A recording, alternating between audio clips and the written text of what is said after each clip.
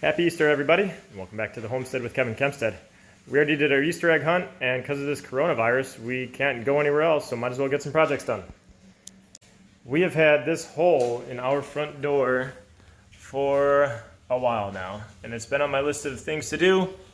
Today, I think, is finally the day. Couldn't figure out how it was rotting out, and we've got a huge overhang here, and no way water to get to it. And then a couple months ago, I realized this sprinkler right here was pointing directly at that spot in the door. So we are gonna figure out a way to fix all this. I think I'm gonna have to remove this outside trim piece. It is just so rotted through and broken. I'll try to make that one. I'll try to create the same profile out of that. And then the rest of this inside piece, my thought is try to use Bondo. We'll make some forms to try to get the right shape and go from there. Use this profile guide, or matcher, whatever you want to call it, to try to get the profile of this door here. Put this up against, kind of shove it in there, and it grabs the profile of that. So I traced this onto a piece of plastic that I had, cut it out, so hopefully now that gives us a pretty, that way. Now we're going to have to trim it up a little bit because it's not perfect. But that gives us a pretty close idea for when we put the Bondo in here. I'll be able to spread it and get a decent shape in there, and then later on come in to sand it perfect. We'll have to do one for the other side too.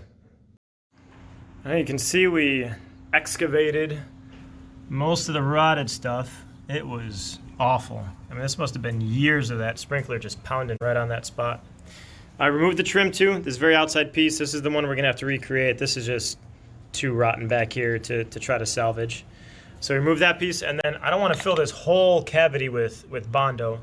So I cut a block that'll fit sort of in there, and that'll take up a lot of the space and give us hopefully something solid, like a solid backer for the Bondo that we are going to use to adhere to. And then when we remake this trim piece too, it'll give us something solid to actually nail that up to.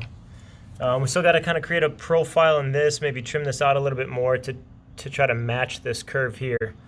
I'll try to do that right now, but yeah, it's getting there.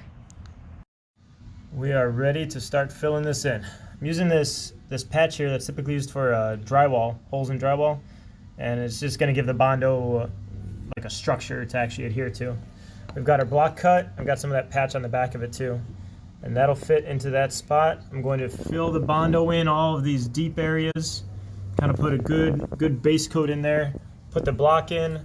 I'll tack it in with a couple brad nails and see how it goes from there. I've never mixed Bondo before, but I mean, I watch plenty of YouTube videos, so that should be good enough. Basically a pro. All right, supposed to get a glob of that Bondo on there, and then put a strip of the hardener across it, and just start mixing it together. Kind of get it all uniform. And once that's ready to go, we can start filling in our holes. Now, I think they recommended a Cinnamon Toast Crunch box, but I didn't have one handy, so Fruit Loops will have to do, or Lucky Charms. The inside's looking pretty good. Got our profile pretty smoothed out. Sanded down the Bondo, and then the gaps that I had in, I just used some spackling to fill that in. I'll probably do something similar on the outside, but use maybe an exterior wood putty. There's still some bigger voids like through here that we need to fill in, and obviously we need to sand this down and try to get the profile a little bit better. But it's looking all right so far. I got our last coat of Bondo on for the night. And hopefully that should be about it. We still got just a little bit of a depression right there, but that might be all right. And we've got our new trim piece cut to shape and size.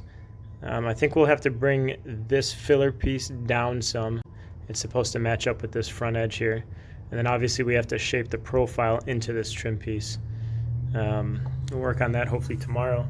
But looking pretty good so far. There is officially no more hole. And that's what we were going for.